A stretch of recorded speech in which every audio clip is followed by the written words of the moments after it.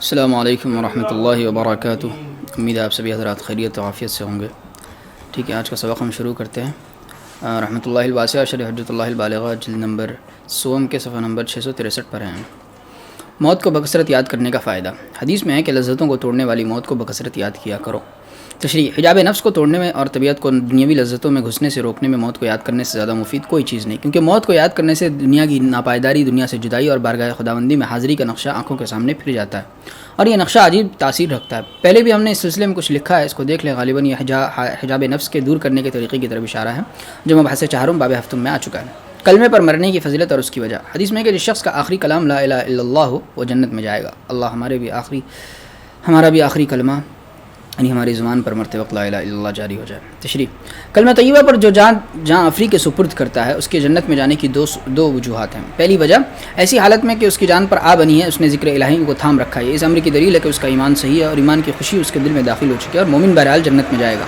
دوسری وجہ جان کنی کے وقت میں اللہ تعالیٰ کا ذکر اس امر کی دلیل ہے کہ اس کا نفس نیکوکاری کے رنگ میں رنگا ہوا ہے، یعنی وہ نیک مومن ہے جو اس حالت میں مرتا ہے، جنت اس کے لیے واجب ہوتی ہے۔ اور دوسری وجہ مومن کامل کے تعلق سے اور پہلی عام ہے۔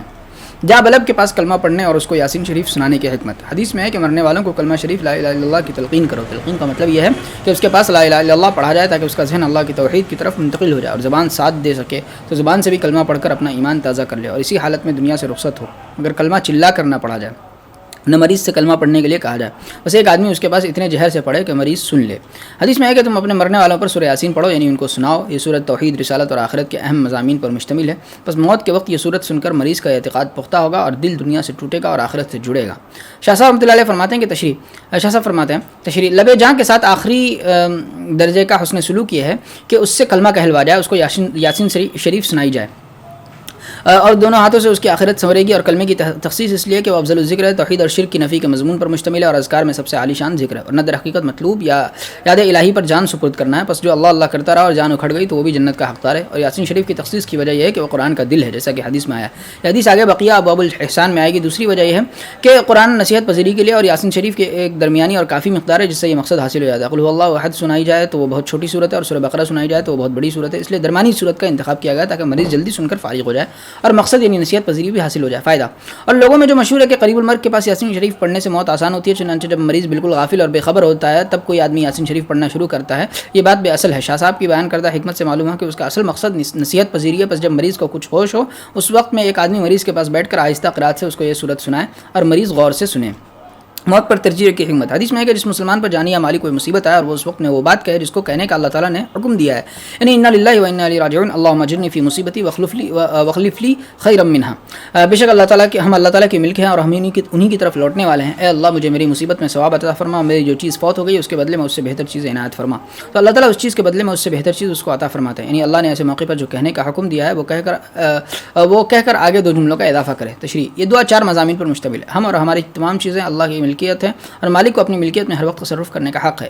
ایک وقت تک کے لیے مالک نے وہ چیز ہمیں عاریت کے طور پر دی تھی، جب وہ وقت پورا ہو گیا واپس لے لی۔ ہمارے آدمی سے یا ہماری چیز سے جدائی محض عارضی ہے، کیونکہ ہم سب کو لوٹ کر اسی کے پاس جانا ہے، اور عارضی جدائی کا کیا صدمہ۔ ہمیں فوت شدہ چیز پر اللہ تعالیٰ ثواب عطا فرماتے ہیں۔ اللہ تعالیٰ اس پر قادر ہے کہ فوت شدہ چیز کے بدل اس سے بہتر چیز عطا فرمائے۔ یہ چاروں باتیں ذہن میں رکھ کر جو دعا پڑے گا اس کا صدقہ یقیناً ہلکا پڑ جائے گا، بے سمجھے پڑھنے سے پورا فائدہ حاصل نہیں ہوگا۔ میت کے پاس کلمات خیر کہنے کی حکمت۔ حدیث میں ہے کہ جب تم میت کے پاس جاؤ تو اچھی بات کہو، اس لیے کہ فرشتہ اس بات پر جو تم کہتے ہو آمین کہتے ہیں، اور کلمات خیر کا تذکرہ ایک دوسرے میں حدیث میں آیا ہے۔ حضرت ابو سلمہ رضی اللہ عنہ کا انتقال ہوا تو آپ نے فرمایا اے اللہ ابو سلمہ کی مغفرت فرما اور اپنی ہدایت میں آپ بندوں میں شامل فرما، ان کا درجہ بلند فرما، ان کے پسماندگان کی سرپرستی اور نگرانی فرما، اور اے رب العالمین ہم کو اور اس کو بخش دے، اس کی قبر کو وسیع اور منور فرما۔ تشریح: زمانہ جاہلیت کی ریت یہ تھی کہ پسماندگان اپنے لیے بد دعا کرتے تھے، یہ ہرگز نہیں چاہیے کیونکہ ہو سکتا ہے کہ قبولیت کی گھڑی اور بد دعا قبول ہو جائے، اس لیے اس کے بدل ایسی دعا تلقین فرمائی جس میں میت کا بھی فائدہ اور پسماندگان کا بھی۔ دوسری وجہ یہ کہ یہ صدمے کی ابتدا ہے اور اس وقت غم شدید ہوتا ہے، اس لیے مذکورہ دعا مسنون کی تاکہ اللہ تعالیٰ کی طرف توجہ کا ذریعہ بن جائے۔ غسل و کفن کے ساتھ مسائل اور ان کی حکمتیں۔ جب رسول اللہ صلی اللہ علیہ وسلم کی صاحبزادی حضرت زینب رضی اللہ تعالیٰ عنہ کا انتقال ہوا اور خواتین ان کو نہلانے کے لیے جمع ہوئی تو نبی کریم صلی اللہ علیہ وسلم نے ان کو یہ ہدایت دی، دھو تو میت کو طاقت سے 3 دفعہ یا 5 دفعہ یا 7 دفعہ بیری کے پتوں کے ساتھ جوش دیے ہوئے پانی سے، اور آخری مرتبہ میں کافور شامل کرنا، اور فرمایا میت کی داہنی جانب سے اور وضو کے اعضاء سے نہلانا شروع کرنا۔ تشریح: اس حدیث کے ذیل میں شاہ صاحب نے 7 مسائل اور ان کی حکمتیں بیان کی ہیں۔ پہلا مسئلہ، میت کو نہلانے میں اور حکمت اور نہلانے کا طریقہ. اللہ کا جو بندہ دنیا سے رخصت ہو کر آخرت کی راہ لیتا ہے، شریعت نے اس کو اعزاز و اکرام کے ساتھ رخصت کرنے کا حکم دیا، اور میت کی تکریم کا اس سے بہتر کوئی طریقہ نہیں کہ اس کو نہایت پاکیزہ حالت میں نہلا کر اور اچھے کپڑے پہنا کر رخصت کیا جائے. اور میت کو نہلانے کا طریقہ وہی ہے جو زندوں کے نہانے کا، یعنی جو چیزیں زندوں کے نہانے میں فرض سنت یا مستحب ہے، وہی مرد کے نہلانے میں بھی فرض سنت اور مستحب ہے. اس میں کوئی زائد بات یا اس کا کوئی خاص طریقہ نہیں. اس کی وجہ ہے کہ خود مردہ اپنی زندگی میں اسی طرح نہایا کرتا تھا، اور دنیا کے سبھی لوگ اس طرح نہایا کرتے ہیں، یعنی غسل میت میں غسل احیا کو ملحوظ رکھا گیا. دوسرا مسئلہ، بیری کے پتوں کے ساتھ ابالے ہوئے پانی سے غسل دینے کی اور 3 بار سے زیادہ دھونے کی وجہ یہ ہے کہ بیماری کی وجہ سے احتمال ہے کہ میت کا بدن چرکی ہو گیا اور بدبو پیدا ہو، اس لیے 3 بار دھونے پر اکتفا نہ کیا جائے، ضرورت پڑے تو زیادہ بھی دھویا جائے. اور بیری کے پتوں کے ساتھ ابالا ہوا پانی جسم سے میل کو خوب صاف کرتا ہے. جس مقصد سے لوگ نہانے میں صابن استعمال کرتے ہیں، اسی مقصد سے یہ پانی استعمال کیا جاتا تھا. بس اگر بیری کے پتے میسر نہ ہو تو صابن بھی کافی ہے. تیسرا مسئلہ، آخری مرتبہ دھونے میں کافور ملا ہوا پانی استعمال کرنے میں 4 فائدے ہیں.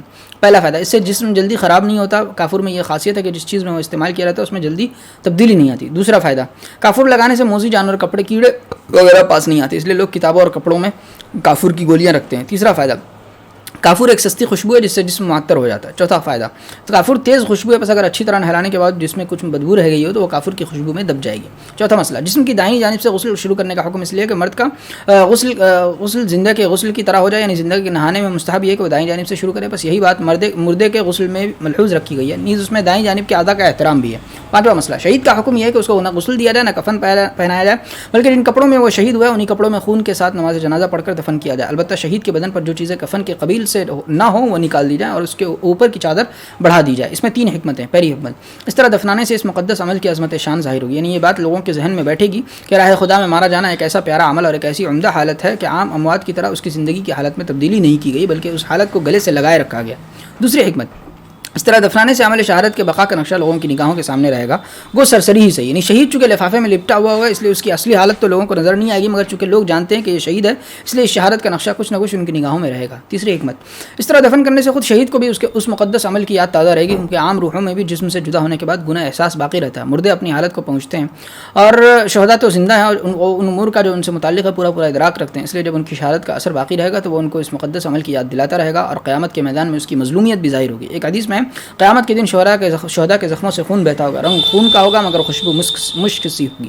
چھٹا مسئلہ، شہیدی کی طرح جس شخص کا احرام کی حالت میں انتقال ہوا اس کے بارے میں صحیح روایات میں آیا کہ تم کو اس کے 2 کپڑوں میں کفناؤ، تم اس کو خوشبو نہ لگاؤ، تم اس کا سر نہ ڈھکو، پس بے شک وہ قیامت کے دن اس حال میں اٹھایا جائے گا کہ وہ تلبیہ پڑھ رہا ہوگا. پس اس حدیث پر عمل کرنا ضروری ہے. ایک حدیث میں اسی نقطے کی طرف اشارہ آیا ہے. حضرت سعید خدری رضی اللہ تعالیٰ عنہ کی وفات کا وقت قریب آیا تو آپ نے نئے کپڑے منگوا کر پہنے اور فرمایا میں نے رسول اللہ صلی اللہ علیہ وسلم سے ارشاد سنا ہے کہ مردہ ان کپڑوں میں اٹھایا جائے گا جن میں اس کی موت ہوئی ہے. پس اس حدیث کی روح سے بھی محرم کو احرام کی حالت میں دفنانا چاہیے. اچھا فائدہ، یہ اختلافی مسئلہ. امام شافعی امام احمد رحمہ اللہ کے نزدیک موت کے بعد بھی محرم کا احرام باقی رہتا ہے اور مذکورہ حدیث ان کا مستدل ہے. شاہ صاحب کی بھی یہی رائے ہے اور امام حنیفہ اور امام مالک رحمۃ اللہ علیہ کے نزدیک موت سے دیگر عبادات کی طرح احرام بھی ختم ہو جاتا ہے، بس عام اموات کی طرح اس کی تجہیز و تکفین کی جائے گی. شاہ صاحب نے اوپر جو حدیث ذکر کیا اس کا پہلا جملہ جو نہایت اہمیت کا حامل ہے چھوڑ دیا ہے اور وہ ہے اغسلوا بماء وسدر، اس محرم کو بیری کے پتوں کے ساتھ جوش دیے ہوئے پانی سے نہلاؤ. اس سے معلوم ہوا کہ احرام ختم ہو گیا. اگر احرام باقی ہوتا تو اس پانی سے نہلانا کیسے درست ہوتا؟ محرم جس طرح صابن نہیں نہا سکتا اس طرح بیری کے پتوں کے ساتھ جوش دیے ہوئے پانی سے بھی نہانا درست نہیں. در حقیقت یہ واقعہ حجۃ الوداع میں پیش آیا تھا. ایک صحابی اونٹ پر سے گر گئے تھے جس کی وجہ سے ان کی گردن ٹوٹ گئی تھی اور وفات ہو گئی تھی. چونکہ یہ واقعہ سفر میں پیش آیا تھا اور کفن کے لیے کپڑے موجود نہیں تھے اس لیے انہی کے 2 کپڑوں میں کفنانے کا حکم دیا. چونکہ وہ چھوٹے تھے اس لیے فی الجملہ احرام کی رعایت کر کے سر کو کھلا رکھنے کا حکم دیا. جیسا کہ شہداء احد کے واقعے میں پیروں کو کھلا چھوڑنے کا حکم دیا تھا. جب کسی درجے میں احرام کی رعایت کی گئی تو اس کا اثر قیامت کے دن ظاہر ہونا لازمی ہے، اس لیے وہ قیامت کے دن تلبیہ پڑھتے ہوئے اٹھیں گے. اور خوشبو لگانے سے اس لیے منع کیا تاکہ کفن پہلانے والے احرام میں وہ خوشبو کا ہاتھ نہیں لگا سکتے تھے. موطا میں رعایت ہے حضرت ابن عمر رضی اللہ عنہ کے صاحبزادے واقد کا حالت احرام میں انتقال ہوا تو آپ نے ان کو عام مردوں کی طرح کفنایا اور سر اور چہرہ بھی ڈھکا. پھر فرمایا لولا ان حرم لطیبناہ، اگر ہم حالت احرام میں نہ ہوتے تو اس کو خوشبو بھی لگاتے. اللہ عالم. 7واں مسئلہ، اس طرح غسل میت میں غسل احیا کو پیش نظر رکھا گیا. اس طرح میت کو کفن دینے میں اس زندہ شخص کو پیش نظر رکھا گیا جو کپڑا اوڑھ کر سویا ہوا ہو، 2 کپڑے پہنے ہوئے اور ایک بڑی چادر اوڑھے ہوئے سوتا ہے. بس مرد کا کفن سنت بھی 3 کپڑے ہیں، تہبند، کرتا اور لفافہ، بڑی چادر. اور کفن کا کفایت حلہ 2 کپڑوں کا جوڑا ہے، یعنی تہبند اور لفافہ، کیونکہ آدمی کبھی کرتا ہے کبھی کرتا نکال کر بھی سوتا ہے. اور عورت کا کفن بھی یہی ہے، البتہ کچھ کپڑے زائد ہے کیونکہ عورت زندگی میں پردہ پوشی کے لیے کچھ زائد کپڑے استعمال کرتی ہے، یعنی وہ سربند، اوڑھنی اور سینہ بند بھی استعمال کرتی ہے. بس عورت کے لیے کفن سنت یہی 5 کپڑے ہیں، تہبند، کرتا، اوڑھنی، سینہ بند اور لفافہ. اور کفن کفایت 3 کپڑے. مرد اور عورت دونوں کے لیے کفن ضرورت ایک ایسا کپڑا ہے جس میں ساری میت چھپ جائے یا پھر جس قدر جو چیز دستیاب ہو اسی میں کفن دے دیا جائے. کفن میں اعتدال کا حکم، حدیث میں ہے کہ کفن میں مبالغہ نہ کرو کیونکہ اس سے جلد سڑ گل جانا ہے۔ اس ارشاد کے دو مقصد ہے۔ پہلا مقصد افراد و تفرید کے درمیان اعتدال کی راہ اپنائی جائے۔ افراد یہ کہ مسنون تعداد سے زیادہ کپڑوں میں کفن دیا جائے یا کفن میں بیش قیمت کپڑا استعمال کیا جائے، اور تفرید یہ ہے کہ استطاعت کے باوجود مسنون تعداد سے کم کپڑوں میں کفن دیا جائے یا پھٹے پرانے ردی کپڑوں میں کفن دیا جائے، اور اعتدال کی راہ یہ ہے کہ مسنون تعداد میں اور درمیانی قیمت کے کپڑے میں کفن دیا جائے۔ دوسرا مقصد ہے کہ زمانہ جاہلیت کے لوگوں میں جو کفن میں مبالغہ کرنے کی عادت تھی اس سے لوگ بچیں۔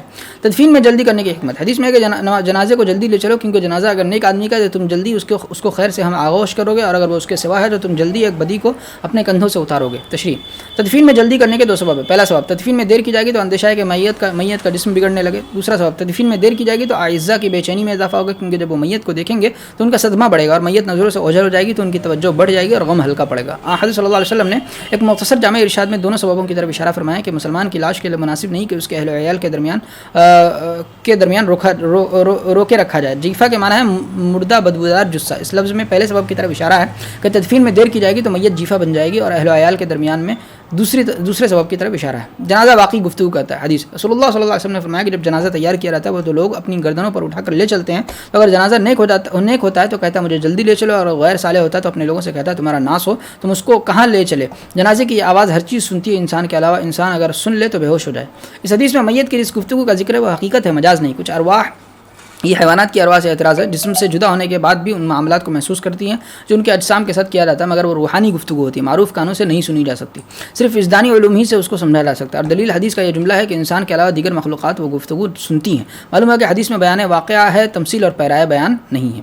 جنازے کے ساتھ جانے کی حکمت، حدیث رسول اللہ صلی اللہ علیہ وسلم نے ارشاد فرمایا جو شخص ایمان و یقین اور بامید ثواب کسی مسلمان کے جنازے کے ساتھ جائے اور اس وقت تک اس کے ساتھ رہے کہ نماز پڑھی جائے اور اس کے دفن سے فراغت ہو جائے تو وہ ثواب کے 2 قرات لے کر لوٹتا ہے، اور ہر قرات احد پہاڑ کے برابر ہوتا ہے، اور جو صرف نماز جنازہ پڑھ کر لوٹا ہے وہ ثواب کا 1 قرات لے کر لوٹتا ہے۔ تشریح، جنازے کے ساتھ جانا 4 وجوہ سے مشروع کیا گیا۔ پہلی وجہ میت کی تکریم مقصود ہے، یعنی جس طرح معزز مہمان کو رخصت کرنے کے لیے تھوڑی دور تک ساتھ دیا جاتا ہے، میت کے ساتھ جانے میں بھی اس کی تکریم ہے۔ دوسری وجہ میت کے اولیاء یعنی پسماندگان کی دلجوئی مقصود ہے، یعنی جنازے کے ساتھ جانے سے ورثہ کے ساتھ درد غم میں شرکت کا اظہار ہوتا ہے۔ تیسری وجہ، یہ ایک طریقہ ہے نیک بندوں کے جمع ہونے کا اور میت کے لیے دعا کرنے کا، یعنی اس بہانے لوگ جمع ہو جاتے ہیں اور میت کا جنازہ پڑھتے ہیں اور اس کے لیے دعائیں مغفرت کرتے ہیں۔ چوتھی وجہ، میت کو دفن کرنے میں ورثہ کی امداد و معاونت مقصود ہے، اس مقصد سے نبی کریم صلی اللہ علیہ وسلم نے 2 حکم اور بھی دیے ہیں۔ ایک، دفن سے فارغ ہونے تک جنازے کے ساتھ رہنے کی ترغیب دی ہے تاکہ ہر شخص قبر تیار کرنے میں حصہ لے اور اولیاء کا کام آسان ہو جائے۔ مذکورہ حدیث میں جو ثواب کے 2 قراتوں کو 2 مرحلوں میں تقسیم کیا گیا اس کا یہی منشا ہے، بس جو لوگ مٹی دے کر قبر تیار ہونے سے پہلے لوٹ جاتے ہیں وہ شریعت کے منشا کی تکمیل نہیں کرتے۔ دوسرا حکم یہ دیا کہ جب تک جنازہ زمین پر تیار نہ اتار جائے لوگوں کو بیٹھنا نہیں چاہیے تاکہ جنازہ اتارتے وقت مزید آدمیوں کی مدد درکار ہو تو فوری اعانت کی جا سکے۔ یہ حکم بھی اولیاء کی اعانت کے لیے۔ فائدہ، قیرات درہم کے 12ویں حصے کا نام ہے، چونکہ دور نبوی میں مزدوروں کو ان کے کام کی اجرت قیراتوں کے حساب سے دی جاتی تھی، اس لیے رسول اللہ صلی اللہ علیہ وسلم نے بھی اس موقع پر قیرات کا لفظ بولا اور وعدہ فرمایا کہ یہ دنیا کا قیرات نہیں بلکہ آخرت کا ہے۔ جس طرح آخرت کا دن یہاں کے دنوں سے بڑا ہوتا ہے اسی طرح وہاں کا قیرات بھی احد پہاڑ کے برابر ہوگا۔ فائدہ، جنازے کے ساتھ جانا رشتہ داری اور غیر تعلقات کی وجہ سے تو آسان کام ہے، مگر کسی تعلق کے بغیر محض اسلامی اخوت کی بنا پر ساتھ جانا بعض مرتبہ مشکل معلوم ہوتا ہے، اس لیے اس کو آسان بنانے کا فارمولہ ایمان و احتساب ذکر کیا۔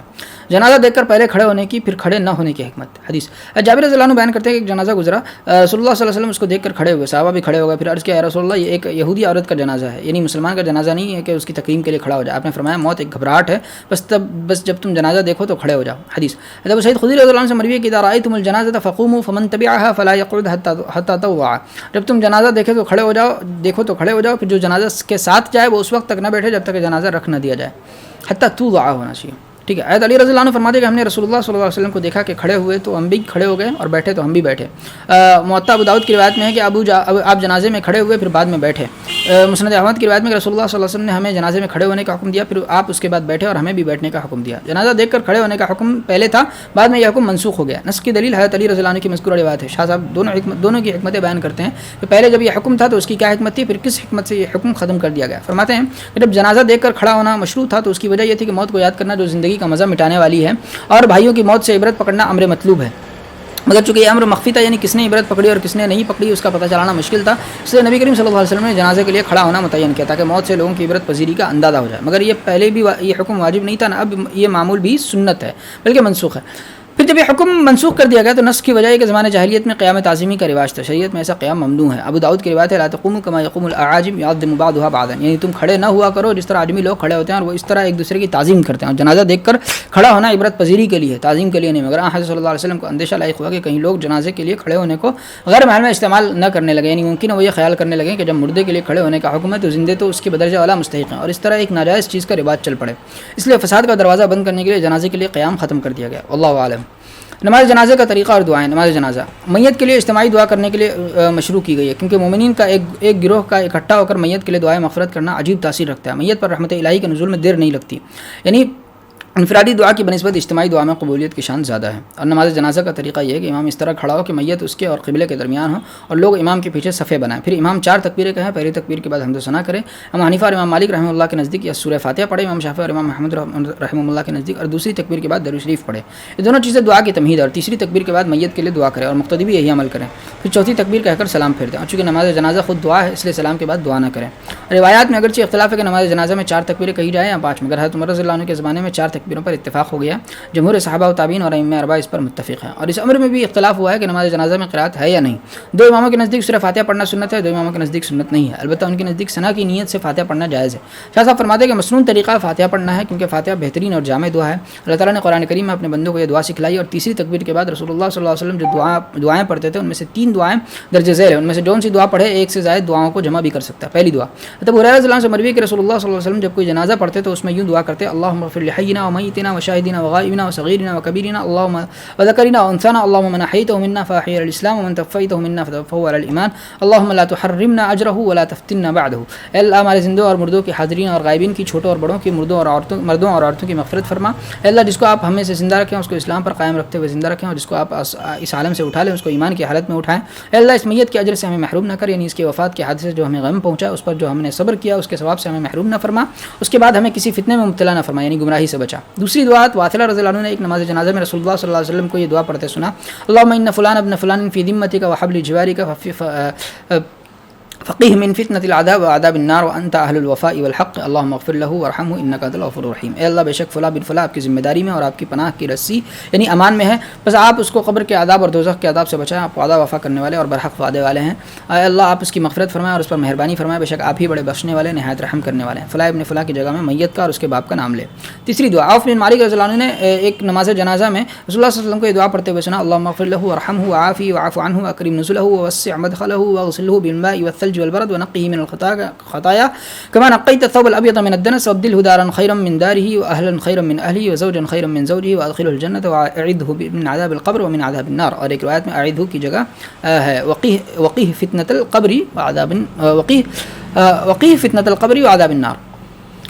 ٹھیک ہے، اے اللہ اس میت کی مغفرت فرما، اس پر رحم فرما، اس کو مکروہات سے بچا، اسے درگزر فرما، اس کی باعزت مہمانی فرما، اس کی قبر کو کشادہ فرما، اس کو برف پانی اور اولے سے دھو ڈال اور خطاؤں سے ایسا ستھرا کر دے جیسے سفید کپڑے کو میل سے ستھرا کیا جاتا ہے، اور اس کو دنیا کے گھر سے اچھا گھر، دنیا کے گھر والوں سے اچھے گھر والے اور دنیا کی بیوی سے اچھی بیوی، اور اس کو جنت میں داخل فرما، اور قبر کے عذاب سے اور دوزخ کے عذاب سے پناہ میں لے لے، اور اس کو قبر کی آزمائش اور دوزخ کے عذاب سے بچا۔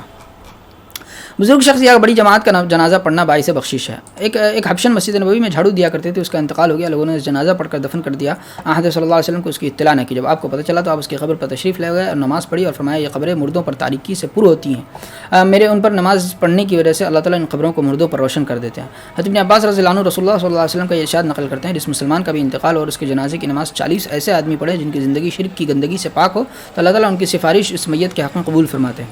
حضرت عائشہ رضی اللہ عنہ سے رسول اللہ صلی اللہ علیہ وسلم کا ارشاد مروی کہ جس مسلمان پر مسلمانوں کی ایک بڑی جماعت نماز جنازہ پڑھے جن کی تعداد 100 تک پہنچ جائے وہ سب اس میت کے لیے سفارش کریں تو اللہ تعالیٰ ان کی سفارش قبول فرماتے ہیں۔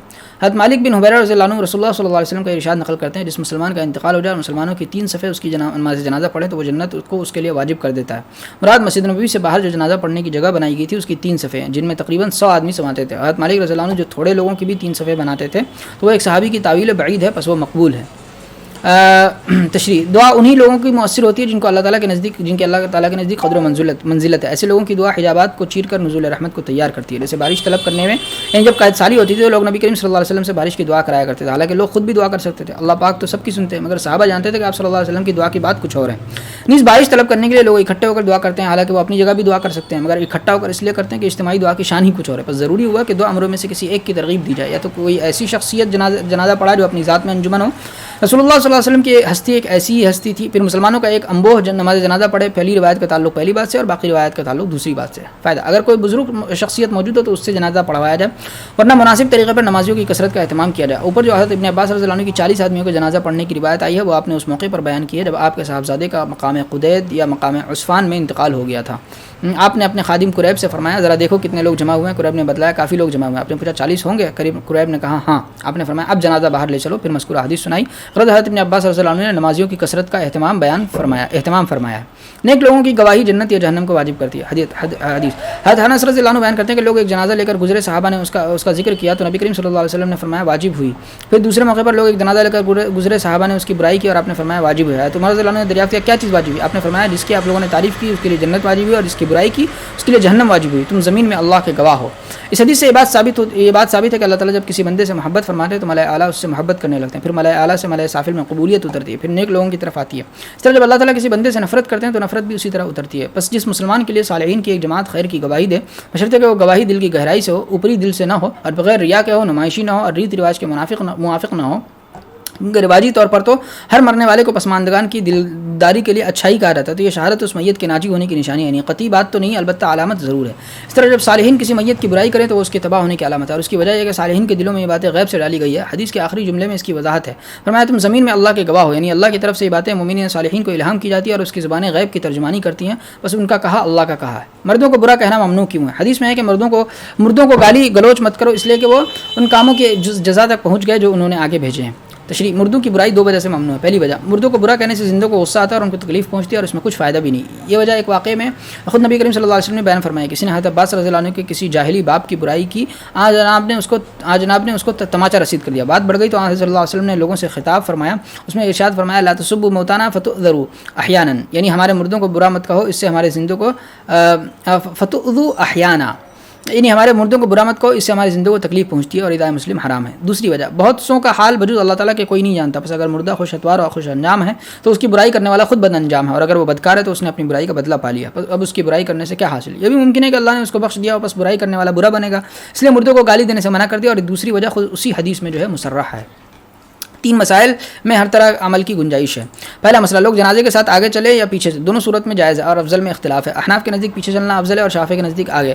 روایات دونوں طرح کی اور وجہ ترجیح میں اختلاف ہے. جنازے کے ساتھ جانے والے کس غرض سے ساتھ جاتے ہیں؟ احناف کے نزدیک الوداع کرنے جاتے ہیں، رخصت کرنے والا مہمان کے پیچھے تھوڑی دور تک جاتا ہے، اور شافعی کے نزدیک سفارشی بن کر جاتے ہیں، اور سفارش کرنے والا اس آدمی کو لے کر جاتا ہے جس کے لیے وہ سفارش کرے گا. ترجیح کی دوسری وجہ ہے کہ حضرت صلی اللہ علیہ وسلم اور شیخین حضرت ابوبکر عمر رضی اللہ عنہما جنازے سے آگے چلتے تھے. شافعی نے اسی کو افضل کہا ہے. احناف کہتے ہیں کہ یہ بڑے حضرات تھے، اگر یہ لوگوں کے ساتھ چلتے تو لوگوں کو چلنے میں تکلف ہوتا ہے، اس لیے یہ حضرات آگے چلتے تھے اور عام لوگ پیچھے چلتے تھے. بس وہی اصل ہے اور وہی افضل ہے. اور دلیل یہ کہ اگر سبھی جنازے سے آگے چلتے ہوتے تو راوی ان حضرات ثلاثہ کی تخصیص نہ کرتا. دوسرا مسئلہ، جنازہ 4 آدمی مل کر اٹھائیں یا 2 آدمی؟ حضرت ابن مسعود رضی اللہ عنہ فرماتے ہیں کہ مسنون یہ کہ 4 آدمی اٹھائیں. سعید بن منصور رحمۃ اللہ علیہ نے اپنی سنن میں یہ اثر روایت کیا. ابن منذر نے حضرت عثمان، حضرت سعد بن وقاص، حضرت ابن عمر، حضرت ابو ہریرہ رضی اللہ عنہم سے روایت کیا کہ 2 آدمی جنازہ اٹھائیں.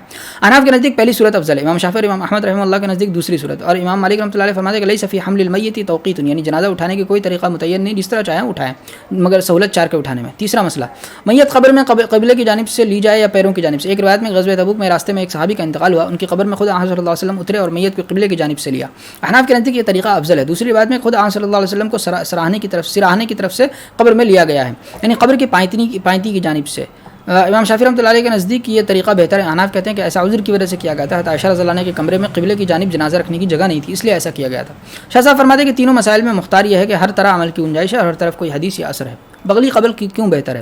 ابن عباس رضی اللہ عنہ سے رسول اللہ صلی اللہ علیہ وسلم کا ارشاد مروی ہے کہ بغلی قبر ہمارے لیے اور صندوقی قبر ہمارے علاوہ کے لیے. دونوں طرح سے قبر بنانا درست ہے، مگر بغلی قبر بہتر ہے اور اس کی 2 وجہ ہیں. پہلی وجہ، بغلی قبر میں میت کا زیادہ اکرام ہے کیونکہ بے ضرورت میت کے چہرے پر مٹی ڈالنا بے ادبی ہے. دوسری وجہ، بغلی قبر میں میت مردار خور جانوروں سے محفوظ رہتی ہے. جانور نرم مٹی کھودتا رہتا ہے اور میت ایک طرف ہوتی ہے، اس کے ہاتھ نہیں آتی. قبروں کی بے حد تعظیم یا توہین ممنوع کیوں ہے؟ حدیث میں ہے کہ نبی کریم صلی اللہ علیہ وسلم نے حضرت علی رضی اللہ عنہ کو 2 کاموں کے لیے بھیجا. ایک یہ کہ جو بھی جاندار کی تصویر نظر پڑے اس کو مٹا دیں. دوسرا ہے کہ جو بھی قبر بلند ہو اس کو زمین کے برابر کر دے. دوسری حدیث میں ہے کہ رسول اللہ صلی اللہ علیہ وسلم نے پختہ قبر بنانے کی اور قبر پر عمارت بنانے کی اور قبر پر بیٹھنے کی ممانعت فرمائی ہے. تیسری حدیث میں قبروں کی طرف منہ کر کے نماز پڑھنے کی ممانعت ہے. چوتھی حدیث میں قبر پر کتبہ لگانے کی اور قبر پر چلنے کی ممانعت فرمائی. اور پانچویں حدیث میں کہ رسول اللہ صلی اللہ علیہ وسلم نے ان عورتوں پر لعنت فرمائی جو بکثرت قبرستان جاتی ہے, ان لوگوں پر بھی جو قبروں کو سجدگاہ بناتے ہیں اور ان پر چراغاں کرتے ہیں. قبور کے معاملے میں لوگ افراد و تفریط میں مبتلا ہیں. مذکورہ احادیث میں اعتدال قائم رکھنے کی ہدایت ہے. افراط یہ ہے کہ قبریں اونچی کی جائیں, قبریں پختہ بنائی جائیں, قبروں پر روزہ بنایا جائے, ان کی طرف منہ کر کے نماز پڑھی جائے, ان پر کتبہ لگایا جائے, ان پر پھول چادر چڑھائی جائے, ان پر چراغاں کیا جائے. یہ سب افعال شرک سے نزدیک کرنے والے ہیں. اور قبروں کو سجدہ کرنا, ان کا طواف کرنا, صاحب قبر سے مرادیں مانگنا, قبروں پر پھول اور چادر چڑھانا تو عین شرکی افعال ہے. اور تفریط یہ ہے کہ ان کو روندا جائے, ان پر چلا جائے, ان پر بیٹھا جائے, ان پر قضاء حاجت کی جائے وغیرہ. اعتدال یہ ہے کہ دل میں قبور کی قدر و منزلت اور وہ معاملہ کیا جائے جو سنت سے ثابت ہے. نہیں, قبروں کی زیارت کے لیے جانا, ان کے پاس کھڑے ہو کر اصال ثواب اور دعائیں مغفرت کرنا. علامہ ابن الحمام فتح القدیر میں تحریر فرماتے ہیں والمعہود من السنۃ لیس الا زیارتها والدعاء عندها قائما كما كان يفعل النبي صلی اللہ علیہ وسلم في الخروج الى البقیع. اور قبروں پر بیٹھنے کی جو ممانعت کی گئی ہے اس کے دو مطلب بیان کیے گئے. ایک مجاور بن کر بیٹھنا, اس صورت میں یہ حکم باب افراد سے ہے. دوسرا قبروں پر آرام کے لیے بیٹھنا, اس صورت میں یہ حکم باب تفرید سے, اکرام میت کے خلاف ہے. اور قبور کی اہانت اس لیے ممنوع ہے کہ اس سے قبور کی قدر و منزلت دل سے ختم ہو جائے گی اور لوگ قبروں کی زیارت کے لیے جانا چھوڑ دیں گے. حالانکہ زیارت معمول بھی ہے, اس میں مردوں اور زندوں دونوں ہی کا فائدہ. اور حد سے زیادہ تعظیم اس لیے جائز نہیں کہ وہ شرک تک پہنچاتی ہے. جب لوگ قبروں کی تعظیم میں مبالغہ کرتے ہیں اور ناجائز طریقوں سے تعظیم بجا لاتے ہیں تو وہ قبروں کی پرستش کا ذریعہ بن جاتی ہے اور دین میں تحریف دراتی ہے. اہل کتاب نے اپنا دین اسی راہ سے بگاڑ لیا تھا. یہی حدیث میں یہود و نصارہ پر خدا کی پھٹکار, انہوں نے اپنے نبیوں کی قبروں کو سجدہ گاہ بنا لیا. میت پر آنسو بہانا کیوں جائز ہے؟ میت پر رونا یعنی آنسو بہانا اور اس پر حزن و ملال کرنا ایک فطری چیز ہے. اس سے بچنا انسان کی استطاعت سے باہر, اس لیے اس سے بالکلیہ روکا گیا. اس لیے بالکلیہ نہیں روکا گیا. اور کیسے روکا جاتا ہے؟ یہ چیز تو رقت قلبی کا نتیجہ ہے اور رحم دلی امر محمود ہے. عمرانی زندگی میں باہمی الفت و محبت اسی پر موقوف ہے اور انسان کی سلامتی مزاج کا تقاضا بھی ہے. اس لیے میت پر آنسو بہانا جائز ہے. متفق علیہ روایت میں کہا حضرت صلی اللہ علیہ وسلم کے ایک نواسے کے انتقال کا وقت قریب آیا تو صاحبزادی نے اصرار سے آپ کو بلایا. آپ صحابہ کے ساتھ تشریف لے گئے, بچہ آپ کی گود میں دے دیا گیا. آپ کی جان کہنے کا وقت تھا, اس کی حالت دیکھ کر آپ کے آنسو بہنے لگے. ساتھ بن عبادہ رضی اللہ عنہ نے عرض کیا یہ کیا, یعنی آپ میت پر رونے سے منع فرماتے ہیں اور آج آپ خود رو رہے ہیں. آپ نے فرمایا یہ جذبہ رحمت ہے جو اللہ تعالیٰ اپنے بندوں کے دلوں میں فرماتا ہے اور اللہ تعالیٰ انہی بندوں پر رحم فرماتے ہیں جو دوسروں پر رحم کرتے ہیں. میت پر نوحہ ماتم کرنا کیوں منع ہے؟ حضرت ابن عمر رضی اللہ عنہ فرماتے ہیں سعد بن عبادہ رضی اللہ عنہ بیمار ہوئے. نبی کریم صلی اللہ علیہ وسلم صحابہ کے ساتھ ان کی بیمار پرسی کے لیے تشریف لے گئے. دیکھا وہ بے ہوش ہیں. آپ نے دریافت کیا کیا وفات ہو گئی؟ لوگوں نے بتایا نہیں, پر آپ ان کا حال دیکھ کر رو پڑے. لوگ بھی آپ کو روتا دیکھ کر رونے لگے. آپ نے فرمایا سنو, اللہ تعالیٰ آنسو بہانے پر اور دل کے حزن و ملال پر سزا نہیں دیتے بلکہ اس کی وجہ سے سزا دیتے ہیں. اور اپنی زبان کی طرف اشارہ کیا یا مہربانی فرماتے ہیں, یعنی اگر زبان سے ناشکری, بے صبری اور بے ادبی کے کلمات نکالے تو مستحق عذاب ہوگا, اور حمد و ترجیح کی تو مستحق ثواب ہوگا. پس میت کو سزا دی جاتی ہے اس پر اس کے گھر والوں کے رونے کی وجہ سے, یعنی نوحہ اور آہا بکا کرنے کی وجہ سے. حضرت ابن مسعود رضی اللہ عنہ سے مروی کہ رسول اللہ صلی اللہ علیہ وسلم نے فرمایا کہ ہم میں سے نہیں جو رخسار پیٹے اور گریبان پھاڑے اور جاہلیت کی طرح پکارے. میت پر نوحہ اور ماتم کرنا 3 وجوہ سے ممنوع ہے. پہلی وجہ, یہ چیزیں غم میں ہیجان پیدا کرتی ہیں. جس کا کوئی آدمی مر جاتا ہے وہ منزل مریض کے ہوتا ہے. مریض کا علاج ضروری ہے تاکہ مرض میں تخفیف ہو. اس کے مرض میں اضافہ کرنا کسی طرح مناسب نہیں. اسی طرح مصیبت زدہ کا ذہن کچھ وقت کے بعد حادثے سے ہٹ جاتا ہے. بس بالقصد اس صدمے میں گھسنا کسی طرح مناسب نہیں. جب لوگ تعزیت کے لیے آئیں اور نوحہ ماتم کریں گے تو پسماندگان کو بھی خائی نہ خائی اس میں شریک ہونا پڑے گا اور ان کا صدمہ تازہ ہوگا. بس یہ تعزیت نہ ہوئی, تعزیرات ہو گئی. دوسری وجہ, کبھی بے چینی میں ہیجان قضاء الہی پر عدم رضا کا سبب بن جاتا ہے اور اللہ تعالیٰ کے فیصلوں پر راضی رہنا ضروری ہے. بس جو چیز اس میں خلل انداز ہو ممنوع ہونی ہی چاہیے. تیسری وجہ, زمانہ جاہلیت میں لوگ بتکلف بناوٹی درد و غم کا اظہار کیا کرتے تھے اور یہ بری نقصان رساں عادت ہے. اس لیے شریعت نے نوحہ ماتم کرنے سے منع کیا. نوحہ کرنے والی عورت کی سزا اور اس کا راز. نوحہ خوانی ایک پیشہ ہے. عام طور پر یہ دھندا عورتیں کرتی ہیں. ان کا کام مرد کے سچے جھوٹے فضائل بیان کر کے رونا رلانا ہے. حدیث میں ہے کہ نوحہ گری کرنے والی عورت نے اگر مرنے سے پہلے توبہ نہ کی تو اسے قیامت کے دن اس حال میں کھڑا کیا جائے گا کہ اس پر قطران کا کرتا اور خارش کی قمیص ہوگی. تشریح, قطران تارکول جیسا ایک سیاہ بدبودار مادہ ہے جو درخت ابھل بوبیر سے نکلتا ہے اور خارشتی اونٹوں پر ملا جاتا ہے اور وہ آگ خارشی اونٹوں پر ملا جاتا ہے اور وہ آگ بہت جلدی پکڑتا ہے. اور حدیث شریف کا مطلب ہے کہ اس پر خارش مسلط ہوگی اور اوپر سے قطران ملایا جائے گا. یہ سزا جن سے عمل سے, کیونکہ بین کرنے والی عورت کا اس گناہ نے احاطہ کر لیا. بس اس کا گناہ جسم کا احاطہ کرنے والے بدبودار مادے کی صورت میں متمثل ہوگا. اور کھڑا کرنا یا تو تشہیر کے لیے ہے یا یہ بھی جن سے عمل سے سزا ہے, کیونکہ نوحہ کرنے والی عورت مجمع میں کھڑے ہو کر گریہ وزاری کرتی ہے, اس لیے اس کی سزا بھی ویسی ہی ہونی چاہیے. جاہلیت کے 4 باتوں سے پیچھا چھڑانا مشکل کیوں ہے؟ حدیث میں ہے کہ جاہلیت کی 4 باتیں میری امت میں رہیں گی, لوگ ان کو بالکلیہ نہیں چھوڑیں گے. ایک حسب یعنی خاندانی خوبیوں پر فخر کرنا یعنی اپنی بڑائی جتلانا. 2 نسب میں تان کرنا یعنی دوسروں کے نسب میں کیڑے نکالنا.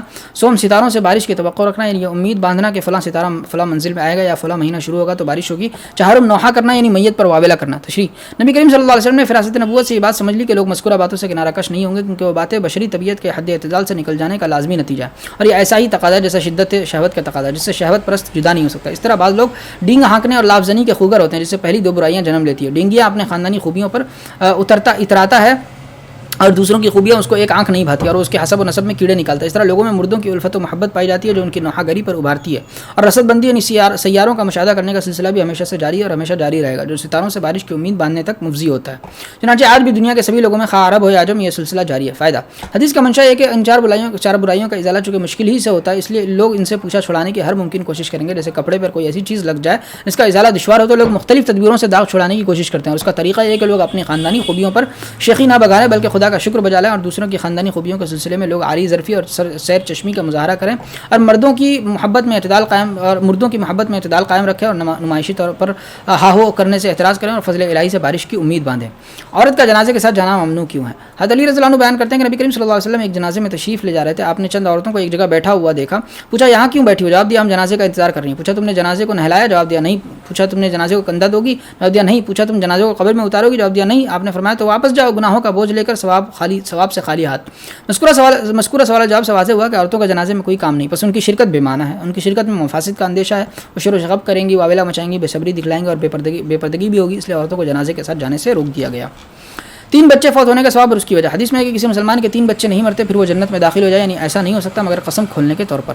تشریح جس کے 3 بچے فوت ہو گئے اس کے جہنم میں نہ جانے کی چند وجوہ ہیں. ایک یہ کہ اس نے بامید ثواب صبر کر کے اپنے نفس سے جہاد کیا ہے, اس کا یہ صلہ ملا ہے. باقی وجود مبحث 5 باب 13 میں گزر چکی ہیں. دیکھیں عنوان آفات و بلیات کی حکمتیں. تسلی دینے والے کو مصیبت زدہ کے مانند اجر ملنے کی وجہ. حدیث میں ہے کہ جو شخص کسی مصیبت زدہ کو تسلی دے اس کے لیے اس مصیبت زدہ کے ثواب کے مانند ہے. تشریح مصیبت عام ہے, خواہ کسی کے مرنے کی مصیبت ہو یا کوئی مالی یا غیر مالی آفت ٹوٹ پڑی, اور تسلی دینا بھی عام ہے. ہم مصیبت زدہ کے پاس جا کر تسلی دے یا خط وغیرہ کے ذریعے تسلی دے, ہر صورت میں تسلی دینے والے کو بھی ویسا ہی اجر ملے گا جیسا مصیبت زدہ کو صبر کرنے پر ملتا ہے. مگر دونوں کے اجر میں برابری ضروری ہے اور ان کی 3 وجوہ ہیں. پہلی وجہ 3 تسلی دینے والا مصیبت زدہ کے صبر کا باعث بنا, یعنی اس کے تسلی دینے سے مصیبت زدہ کو صبر آیا. اور حدیث میں الدال علی الخیر کفاعل, یعنی جو اچھی بات کا راستہ بتاتا ہے اس کو بھی اس اچھی بات پر عمل کرنے والے کی طرح ثواب ملتا ہے. یہ وجہ شارع نے مظاہر حق سے بڑھائی ہے. دوسری وجہ جو مصیبت زدہ کے پاس حاضر ہوتا ہے وہ بھی مصیبت زدہ کی طرح بے قرار ہوتا ہے اور وہ بھی صبر کرتا ہے, بس ہر ایک کو اس کے صبر کا اجر ملتا ہے. تیسری وجہ جس کا کوئی آدمی فوت ہو گیا اس کی صورت اس کو تسلی دینے کی صورت ایک جیسی ہے, کیونکہ تسلی دینے والا صدمے کو اپنا صدمہ تصور کرتا ہے اور عالم مثال کا مدار مماثلت پر ہے, یعنی عمل کی جزا عمل کے مشابہ ہوتی ہے. اس لیے جو ثواب میت کے پسماندگان کو ملتا ہے وہی تسلی دینے والے کو بھی ملتا ہے, کیونکہ دونوں کا عمل ایک جیسا ہے, بس دونوں کی جزا بھی ایک جیسی ہوگی. پسماندگان کے لیے ایک شبانہ روز کھانا تیار کرنے کی حکمت. حدیث میں ہے کہ جب غزوہ موتہ میں حضرت جعفر طیار رضی اللہ عنہ شہید ہوئے اور اس کی اطلاع مدینے میں پہنچی تو ان کے گھر میں صف ماتم بچھ گئی. چنانچہ آپ نے اپنے گھر والوں کو حکم دیا جعفر کے گھر والوں کے لیے کھانا تیار کرو, اس لیے کہ ان کے یہاں ایسی خبر آئی ہے کہ انہیں کھانا پکانے کا ہوش نہیں. میت کے گھر والوں کے لیے کھانا تیار کرنا ان پر انتہائی درجے کی شفقت ہے اور ان کو بھوک کی تکلیف سے بچانا ہے, یعنی یہ حکم اظہار شفقت اور اعانت کے لیے ہے. پہلے زیارت قبور کی ممانعت پھر اجازت کی وجہ. حضرت بریدہ رضی اللہ عنہ سے روایت ہے کہ رسول اللہ میں نے آپ لوگوں کو زیارت قبور سے منع کیا تھا پس ان کی زیارت کرو. حضرت ابن مسعود رضی اللہ عنہ کی روایت میں ہے کہ میں نے آپ لوگوں کو زیارت قبور سے منع کیا تھا پس ان کی زیارت کرو, کیونکہ قبرستان جانا دنیا سے بے رغبت کرتا ہے اور آخرت کی یاد دلاتا ہے. تشریح شروع میں جب عام مسلمانوں کے دلوں میں توحید کا بیج پوری طرح جمع نہیں تھا, اندیشہ تھا کہ قبرستان جانے سے قبور پرستی کا سلسلہ شروع ہو جائے گا, اس لیے قبروں پر جانے سے منع کیا گیا تھا. پھر جب امت کا توحیدی مزاج پختہ ہو گیا اور اسلام کی بنیادی تعلیمات دلوں میں جڑ پکڑ گئیں اور شرک سے دلوں میں نفرت بیٹھ گئی اور قبور پر جانے سے شرک کا اندیشہ نہ رہا, تو آپ نے قبور پر جانے کی اجازت دے دی اور جواز کی وجہ یہ بیان کی کہ زیارت قبور میں بڑا فائدہ ہے, اس سے آدمی کو اپنی موت یاد آتی ہے اور وہ انقلابات دہر سے عبرت حاصل کرنے کا بہترین ذریعہ ہے. زیارت قبور کی دعائیں. پہلی دعا رسول اللہ صلی اللہ علیہ وسلم صحابہ کرام رضی اللہ عنہ کو تعلیم دیا کرتے تھے کہ جب وہ قبرستان جائیں تو اس طرح دعا کریں, السلام علیکم اہل الدیار من المؤمنین والمسلمین وانا ان شاء اللہ بکم لاحقون نسأل اللہ لنا ولکم العافیہ. سلام ہو تم پر اے گھر والوں مومنین اور مسلمین میں سے, اور ہم اگر اللہ نے چاہا تو تم سے ضرور ملنے والے ہیں. ہم دعا کرتے ہیں اللہ تعالیٰ سے اپنے لیے اور تمہارے لیے سلامتی کی. دوسری دعا رسول اللہ صلی اللہ علیہ وسلم کا گزر مدینے میں چند قبروں پر ہوا, آپ نے ان کی طرف رخ کیا اور کہا السلام علیکم یا اہل القبور یغفر اللہ لنا ولکم انتم سلفنا ونحن بالاثر. سلام ہو تم پر اے قبور والو, اللہ تعالیٰ ہماری اور تمہاری مغفرت فرمائے, تم ہمارے پیش رو ہو اور ہم نشان قدم پر ہیں, یعنی تمہارے پیچھے آ رہے ہیں. تشریح اموات کی زیارت پر احیاء کی زیارت کے احکام جاری کیے گئے. جس طرح زندوں سے ملاقات ہوتی ہے تو ان کے لیے ان کی طرف منہ کر کے سب سے پہلے سلام کیا جاتا ہے, اسی طرح اموات کے ساتھ کیا جاتا ہے اور ساتھ ہی اموات کے لیے دعائے مغفرت کی جاتی ہے اور اپنی موت کو یاد کیا جاتا ہے, کیونکہ زیارت قبور سے اصل مقصود یہی 2 باتیں ہیں. چلیے بتوفیق الہی آج بروز جمعرات کتاب الصلاۃ کی شرح مکمل ہوئی. چلیے آج ہم لوگوں نے الحمدللہ 3 جلد مکمل کر لی, اب 2 جلدیں باقی رہ گئی ہیں. دعا کرے اللہ اس کو بھی جو ہے خیر و عافیت کے ساتھ مکمل کرا دے. ٹھیک ہے, السلام علیکم ورحمۃ اللہ وبرکاتہ.